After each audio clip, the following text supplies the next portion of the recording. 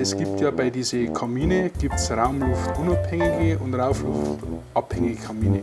Also ich weiß nicht, ob Meinst du jetzt mit Kamin einen Schornstein, der wo nach außen geht, oder meinst du... Jetzt hast du mich erwischt, also ich nehme halt umgangssprachlich Kamin für Schornstein her, oder ist, Okay. das was, darfst du das richtig korrigieren? Nein, Ist das, ich möchte jetzt nicht, dass wir da ein Missverständnis zusammenbringen. Ja. Ich sage mal, der Laie kommt da oft daher und sagt, ich möchte einen Kamin. Dann, ja, einen Kamin hast du ja im Haus. Nein, ich möchte einen Kamin. Ja, Kamin ist gleich Ofen. ist bei dir auch ein Kamin ein Schornstein? Ja, passt. Das schon, aber bei die Kunden oft nicht. Ja, ist aber ein wichtiger Punkt. Punkt, Deswegen sage ich ja. Ich glaube, dass bei meinen Eltern, wenn auch gesagt haben, der Feier am Kamin was, da ist auch auf der Ofen gemahnt worden oder Genau. sowas. Ja, Also das ist oft einmal nicht so ganz einfach. ja ist ein guter Punkt. Das ist ein ganz Also guter Punkt. wie man es halt formuliert. Ja.